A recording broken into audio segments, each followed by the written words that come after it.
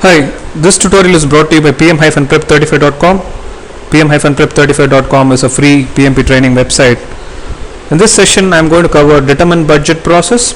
This process is part of cost management knowledge area, and it is again a planning process. The determine budget is mainly concerned with coming up with the cost baseline. The cost baseline is what is the cost approved by the client or the sponsor, and this cost need not be the same thing as what was estimated by the project manager and his team, because I might come up with an estimate which would be for 10 requirements, and it would be, for example, $2,000 for example, but then the client wouldn't want to spend so much amount on the project at the moment, and he might say, I just need cut down this so much so that I just want to spend about $1,000 at this point. So that way you have to revisit your cost estimate process, and then you have to come up with a proper way of dealing with the requirements, cut down whatever is not needed, then so that you have your actual the project just works to the $1,000 budget. So you might want to cut down on certain scope, and you might want to reduce you might want to remove certain resources which is very costly. You probably will take help from the client team itself for such things. So you not only ensure that your scope baseline and your schedule and the cost baseline are all integrated, but then you also ensure that you revisit your estimates and you allocate your acquired budget to the different work packages, activities, so that tomorrow this becomes your planned cost, and then if you go overboard in any of these, then that means your project is not performing as per the baseline. So the cost baseline gets approved in this process based on your activity cost estimates. You come up with your project estimate, but here the estimate that you provided need not be approved. You might have a different number which might be your baseline now at this point, because the client approves only so much of the budget. Then you take that and you allocate this money to the different work packages or at the different activity level.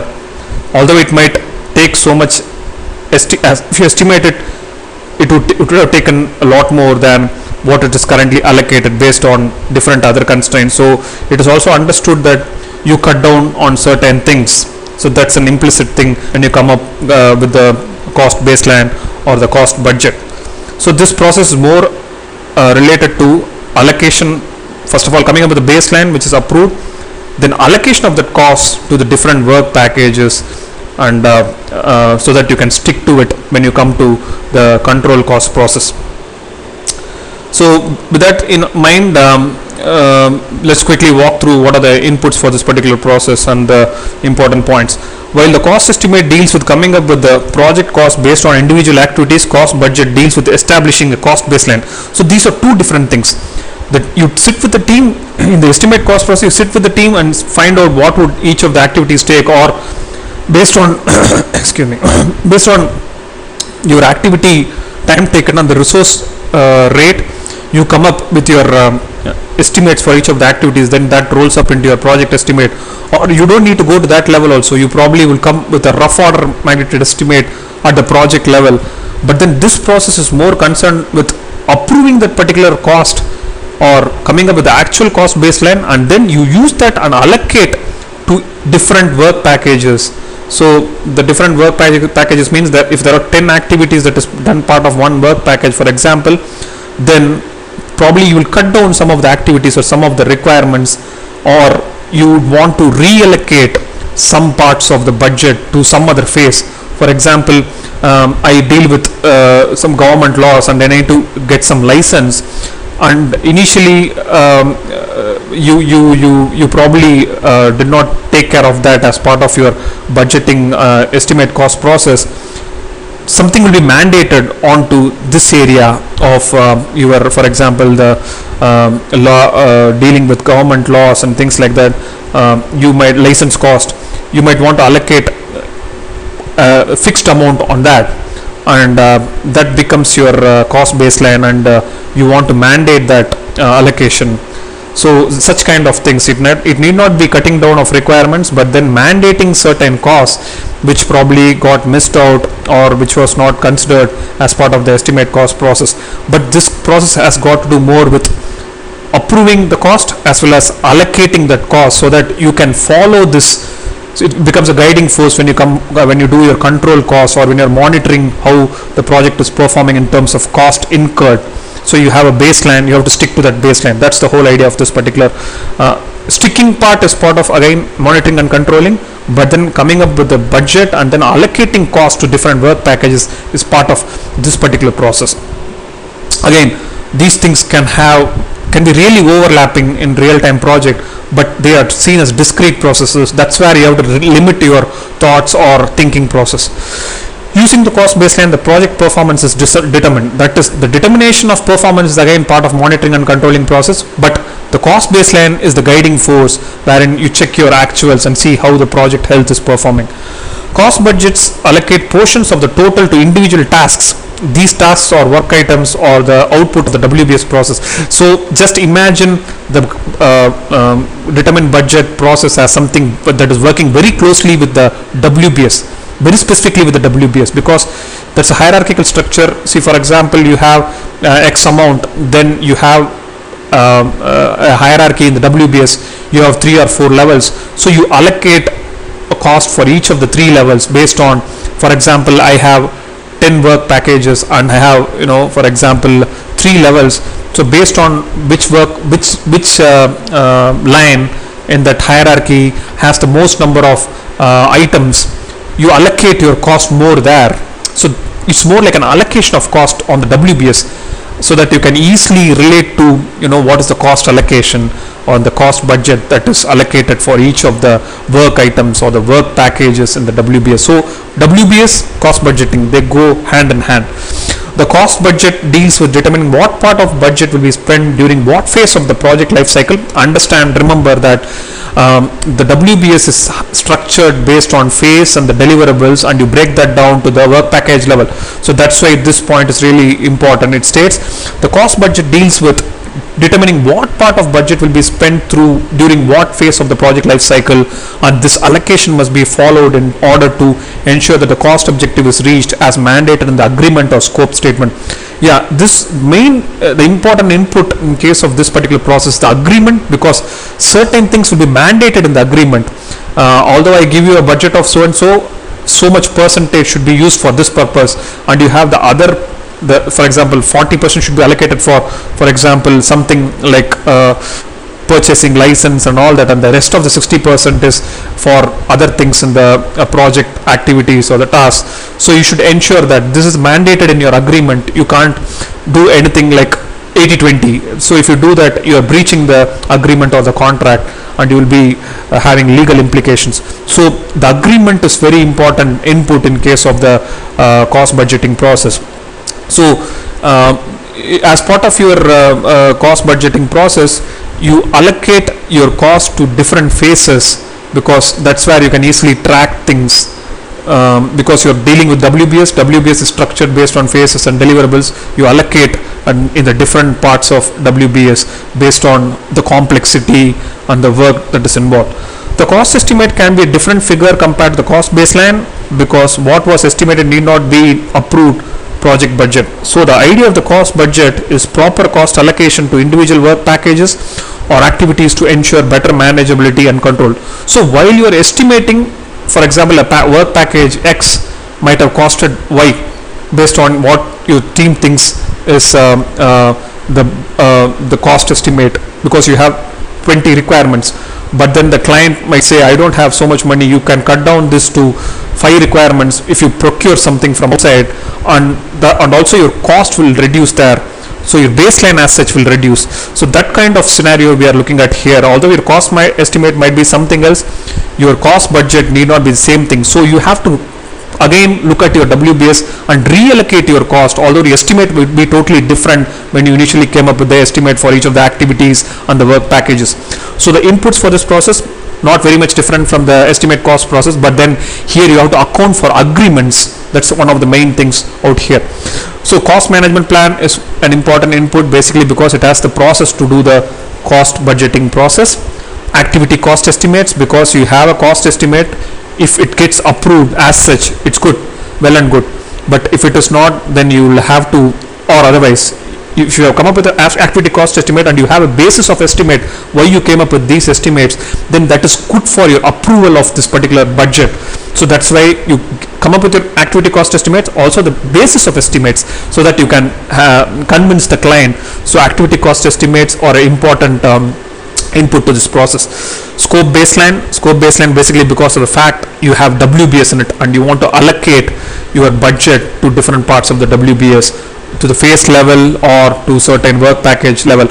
Project schedule, again project schedule will form a supporting document, or in other words, you might want to, you have estimated something, even in the part of the schedule you can put your actual budget allocation, although you estimated something, but then schedule is one place you can put this is what was allocated, this was what was approved by the client, and you can put those as a separate column for against each of the activities, or some activities might get removed.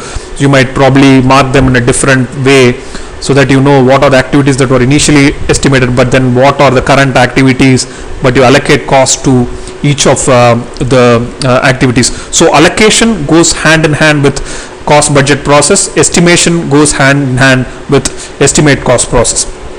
Risk register, the contingency risks are allocated based on the existing project risk. Although we might have estimated something for contingency risk, but you would allocate a different figure based on what was approved, what is the cost that is approved in as part of this process.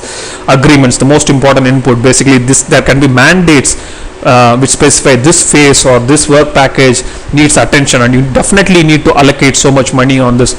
So that's where the agreements are an important input. You also have resource calendars. Resource calendars are necessary to validate resource allocation and their associated cost estimates, and then do any adjustment in order to accommodate any over allocation.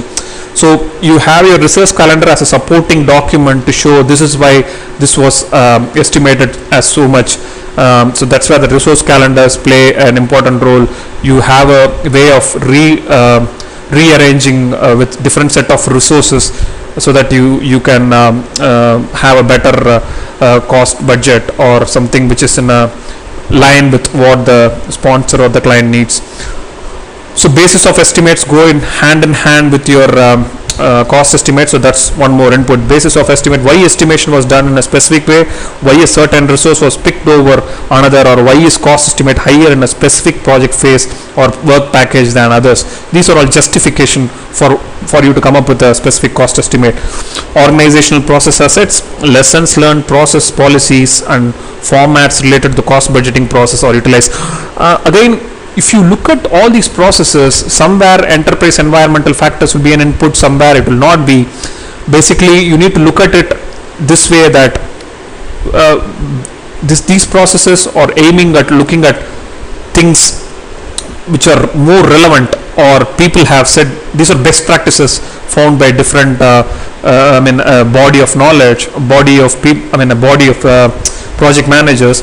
So they have seen and found, okay, the enterprise environmental factors are more valid somewhere towards the initial process of planning, but as you go down, you have a basis of estimate in terms of activity cost estimate, so you don't have to factor too much of external environmental factors, but it's left finally to the project manager to, if he wants to account for certain enterprise environmental factors, you obviously will take a look at it, but then these are the most probable inputs. So that's why you probably don't see an enterprise environmental factors in case of this particular process, but then it doesn't mean that a manager should not look at enterprise environmental factors or should not consider it. Tools and techniques, expert judgment. Cost allocation needs experience and expertise and might need involvement of customers, so the necessary stakeholders expertise is leveraged. So you expected something in the form of estimates, but then you get something, it needs to be properly allocated, so that's where the expert judgment is really useful. Cost aggregation. Since activity cost estimates are at the activity level, these costs will have to be aggregated to the desired work package or the project level to check planned expenditure with the actual funding limit. So here the main point again that's getting driven is these processes are really overlapping. You do some sort of a cost aggregation even in cost estimation process when you get from the activity to the project level, but then if you are able to do that, it means that you have a proper control over the cost budget, or you have you know exactly what you're doing. But that doesn't mean that here the cost aggregation that is a technique out here, if it is here, it doesn't mean you shouldn't be doing it as part of your estimate cost process. Well, if you can do it there, it is well and good, but you are doing it mainly here basically because the baseline is an aggregated value and which gets approved, but the cost estimation is more at an activity level. So that's where the minute difference is there. So cost aggregation is an technique out here wherein you just roll up and see things, or in other words, you take your you can take a high level budget, or you have a budget, you allocate it to different things. So either ways, aggregation is important part. Aggregate or disaggregation you can call it. You take your budget, you allocate it to different work packages. So that it's a two-way process out here. So that's why cost aggregation is specified as a technique out here. Historical relationships, another technique, or you look at historical relationships, historical information. Since estimates are made based on historical data, the concerned model or data is validated to be sure about the integrity of the estimates and the budget allocation thereafter. So initially you might have come up with an estimate using the WBS and all that. You are trying to see how things were built, or in similar projects how they were done, and then you try to correlate to this particular project. So that's something you do. So that's where you're talking about data, model and all that.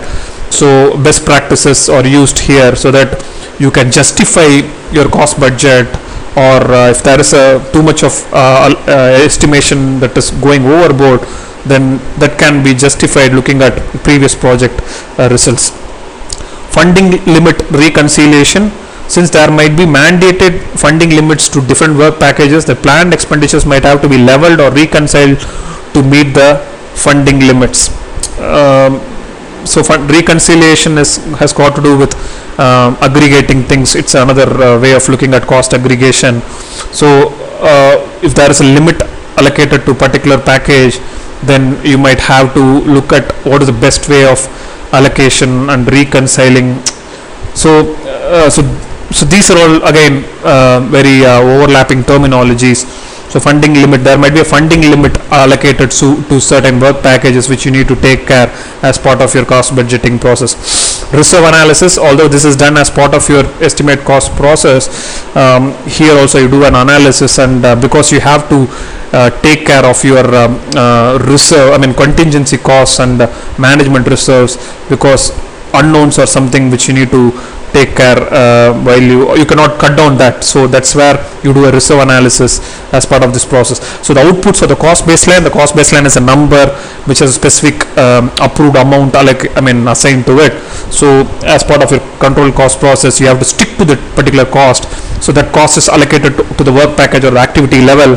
So you cannot, your actuals cannot go over that particular cost that's allocated now. So you have a cost baseline now. So that's the whole point. So next output is project funding requirements. The periodic funding requirements phase wise. This might be phase wise. This is mostly phase wise. The periodic funding requirements for the project are derived in order to act as guideline and also for better management control. This can have the source from where the funds will come from. You might want to have, if there are multiple sponsors, you would specify right away in this phase, this would be the fund that's required. You have allocated, and you would specify this is where the fund will come from. So those kind of details, because you are not only deciding on the baseline, but you are doing allocation of the cost to different phases. So that's where the funding should come at that right moment. Probably you are in the initial stages, but down the line you might want sponsor 2, second sponsor to fund that particular phase. So that's where your project funding requirements are also identified. project documents update. Until your baseline is fixed, you might have to revisit. As part of your baseline getting fixed, you might have to revisit your scope baseline. Your scope might be redefined. So that's why your project document updates happen. So this is a chart which displays the relationship between activity cost estimates and then your project budget. The activity cost estimates and the activity contingency reserve, they are part of work package cost estimates. Then the work package cost estimate has a contingency reserve allocated, which is again a percentage of the work package cost. Then you have that aggregated to form the control accounts. Then the control accounts as such becomes your cost baseline. So this is all interlinked, but if you look at it one way, you have to understand that the baseline is something which is approved cost, and then you allocate that baseline cost to your different parts of your WBS, and you have to stick to that baseline because that becomes your planned cost, and you have to take care of that as part of control cost process. That is about the determine budget process. Do visit pm-prep35.com for other processes, because when you look at each of these processes, then you have to look at it in an integrated way. You have to understand it in different angles. So looking at other tutorials will help to give a wholesome idea of the whole PMBOK. Thank you.